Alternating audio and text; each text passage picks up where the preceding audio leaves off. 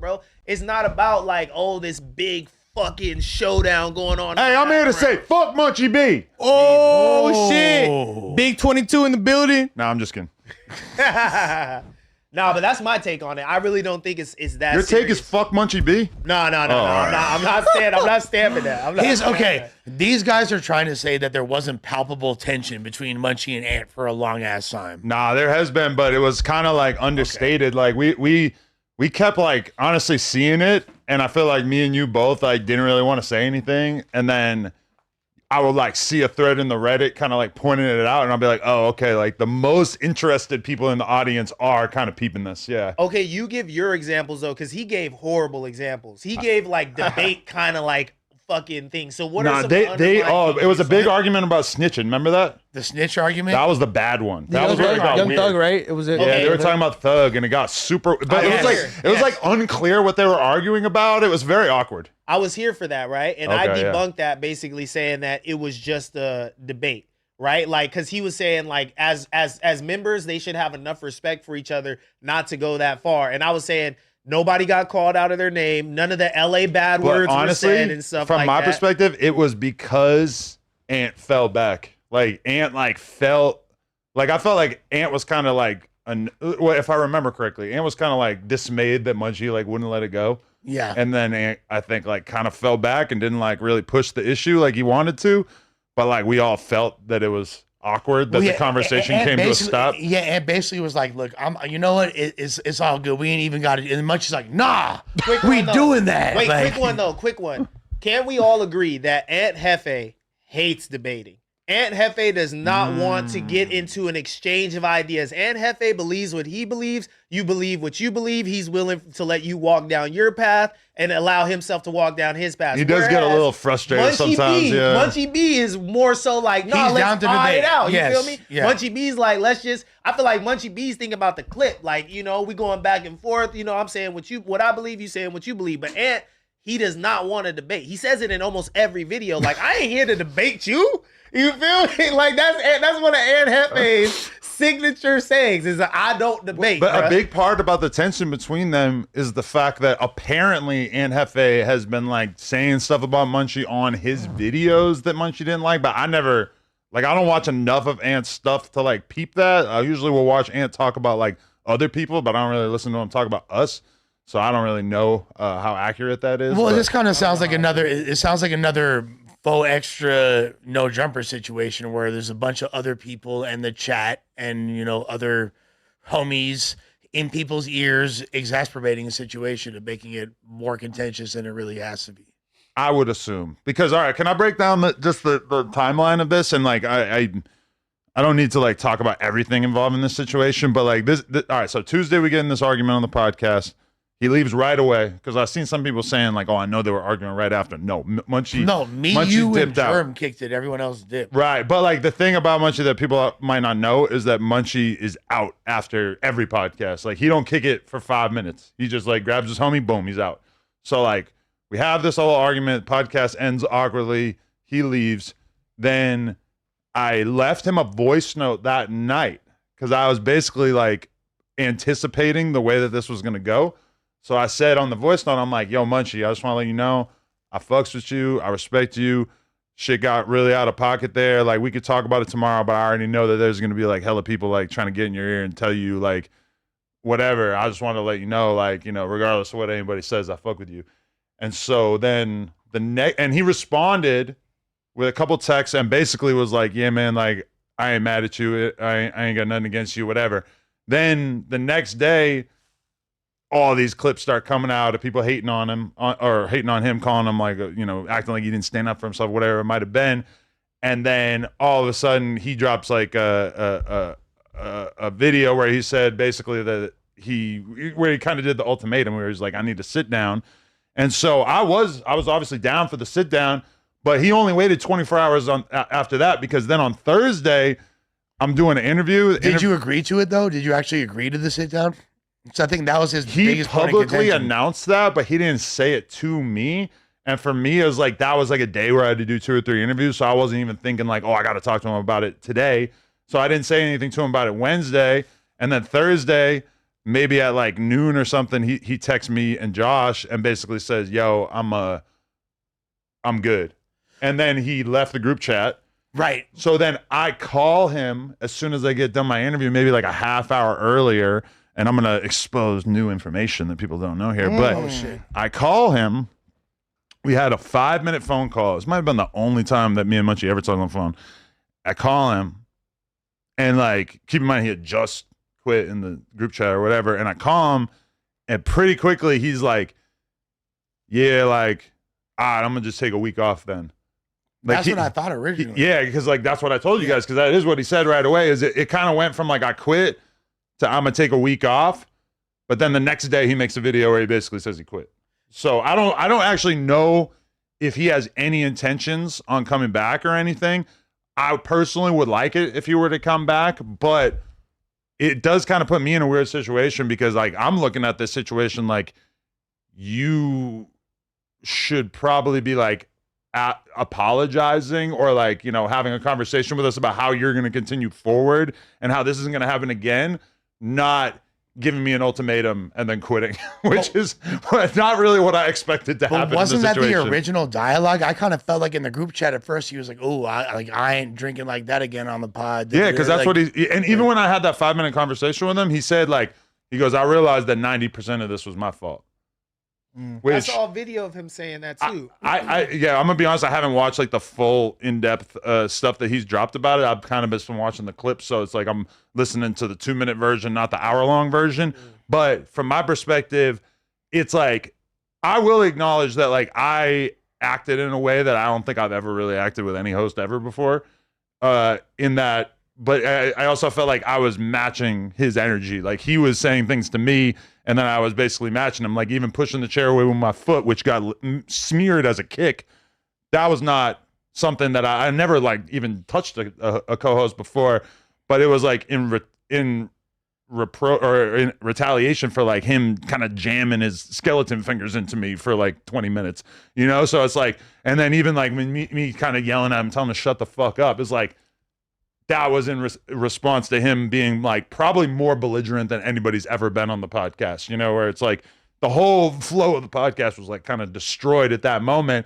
So I can acknowledge that like I acted in a way that I was not terribly proud of or whatever, but it was me like basically like just kind of having to do that because of the fact that he was being so intense with. Can I ask you something, Adam? Sure. I actually was watching. I was watching the live stream. Did you feel like the tension was kind of building up throughout the entire episode? Yeah, because he kept getting drunker, honestly. Yeah. So throughout He was the already half a bottle in when he came And then out. when I started saying stuff about him drinking too much, he just started drinking. So at the more. beginning, you didn't feel like it was as much of a problem as it was towards the end of the episode. No, exactly. Yeah, it was like it kind of hit me in the beginning because you know I seen a lot of people saying like, "Oh, he stole Lush's moment." I never got to talk about the 30 G's. Exactly because Oh God, I was trying to figure that out it too. was like, oh wow, we have Lush's girl on the podcast for the first time. There's so many different things, and obviously she just did this interview. There's so much stuff to talk about, and then pretty quickly I realized like, oh, this is gonna be Munchie like drunkenly like speed running through every question I ask, and it really started to piss me off because I would like ask you a question and then you would say 3 words, and then before you even got a chance to answer the question, he's just jumping in and being like, no, like saying something completely different. And I'm kind of like realizing like even within the first half hour, like, ah, shit, like this is gonna be one of them. Oh, okay. Let me ask you a couple things. Sure. So one of the main things that Munchie kind of cited as a source of contention that really bothered him was the fact that clip was labeled a kick when you clearly didn't kick him. You know what I mean? Like I kicked the chair. right, you were creating distance between you were like Push the chair. It's not even a kick. It was a chair push. We've all done that to our homies when we're sitting at computer chairs in our life. Let's fucking be real. Thank well, you, originally yeah. he blamed Mikey, and he was like, "Mikey, you feeling me? Mikey Like did I not know you that. titled this. He shit. doesn't actually know the person who titled it, so I mean, whatever. But either way, like, yeah, I mean, on one hand, I understand that like they're gonna title the clips to make it sound better. Like Adam kicked Munchie sounds way better than Adam pushed Munchie's chair with his foot or whatever. But you know, you got to think about like, how confusing that's got to be for him being blind, because like all of a sudden his chair is just rolling away and he don't really know how it happened. So how pissed off were you at that moment? Interesting point. in comparison to the King Pill moment where he was like getting up on you off camera? I mean, honestly, it was like way less intense than the King Pill moment, just because the King Pill moment was like actually him trying to fight me, and we would have fought if it wasn't for the fact that like his homies kind of like dragged him out of the spot, you know? So I mean, that was like a way different energy. Like at no point was I thinking like, oh, I'm gonna hit Munchie. Like, yeah, to me, reading it, I was just like, and I said it in the chat, it was like brotherly banter. Obviously, it got a little too far with the like, you know, pushing, whatever, touching. Like, it got a little too far, and you're obviously like more pissed off at the end. But like, I was like, but him touching me over and over was not really that much of like playful banter, because that's like I don't really think he even like understood he was doing it, or like understood how bothered I was by it, you know.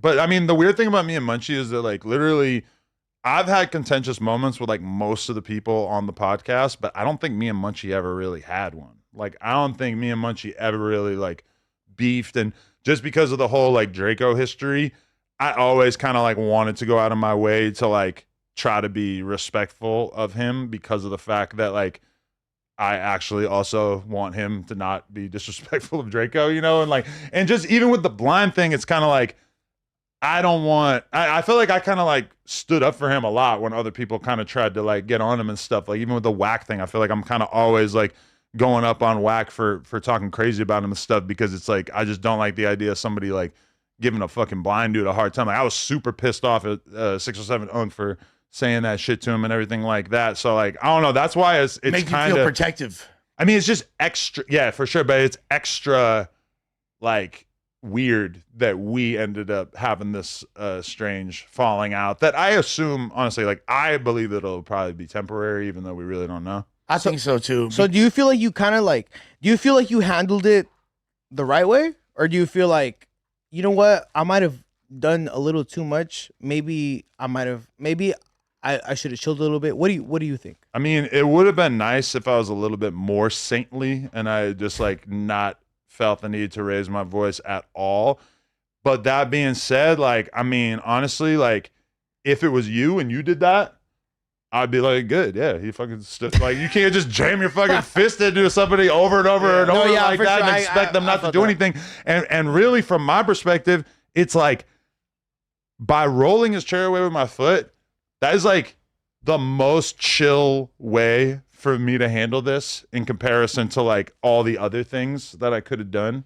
But that's why I keep going back to this like brotherly thing. Maybe I'm not describing it the best, but it's like I don't feel like in that moment you felt like truly threatened. Like, oh, I'm gonna fucking like if this dude touches me again, we're gonna get down. Nah, because there was no point where I felt like he was gonna hit me. Right. I was So just, you're just bothered and annoyed, because who the fuck wants to sit on a podcast when you're having somebody's fingers jammed into your chest over and over? You know, right? It's like touching my collarbone. Like that is not a good feeling. That's a know? jab. Right. So then you just give them a nice little usherance away, and it's like, okay, we're gonna chill. Like I'm pissed off at you right now. Like you were even saying, I think you're a really great podcaster, but yeah, I was trying to interject that because I'm like, I need to remind him of the fact that I fuck with him and I support him and everything like that. Right. Because yeah, I mean, I feel like it just like I don't know what less I could have done. Like a lot of people were like, "Oh, you should have ended the stream." Bitch, we do not end the stream. Nah, fuck the no. stream does not end until We didn't the even stream read the is done. super chats. Yeah, I can't. I got like a couple $100 worth of donations from the fans and the supporters. How am I going to just turn it off? I don't do that. That's not even an option. How much of that was you like playing it up for the camera and you actually pissed off though? No, it was all me. Yeah. You were really like annoyed. Like you're like, yo, Munchie, Yeah, and chill the fuck out. And what's weird about it is that I don't like. I feel like we live in a clip age, obviously, but I did like if you watch the whole thing in context, this is like a very organic argument that like slowly built up, and it's like like if you watch a lot of these people's videos, you would think that it was so different than it actually was. You'd think that I just like randomly turned up on him and just decided like, oh, I'm gonna fucking make content out of this guy, not that I was pushed to the fucking brink by somebody like assaulting me over and over. Obviously, assault is a extreme word there. My body, my choice.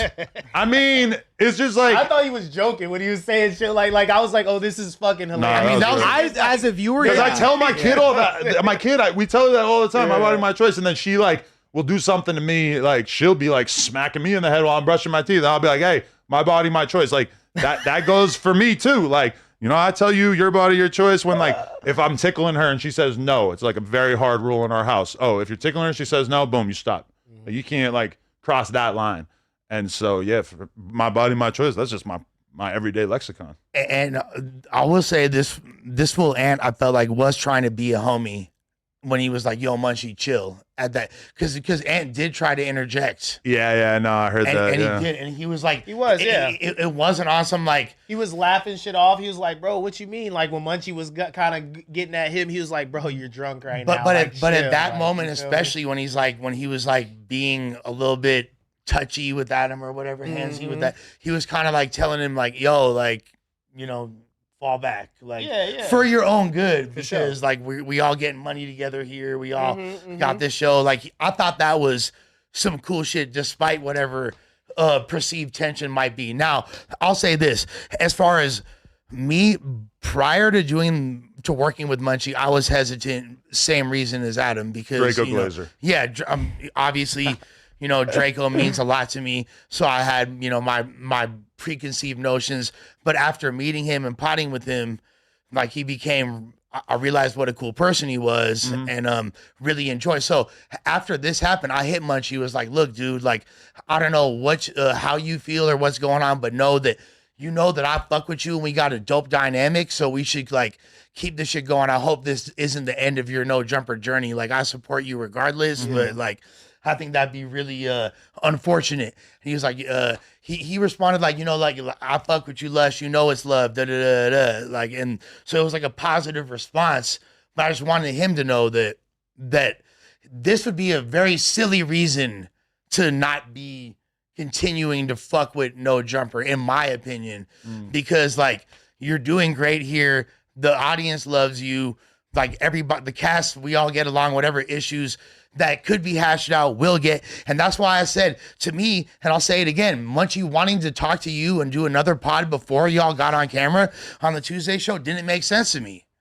Like, why not do that on the show? We hash out my shit with my girl on the show. Oh, this is not a good time to be addressing this. Black 100 here. I wanted to What's say in the group chat, and I didn't get a chance to. We eating dimples. His shirt says dimples. Oh shit! What's the deal? What's the deal, man? Oh my God. All right, look, Sorry, brother. I wanted let me land here though. I wanted to say this in the group chat before any of this happened.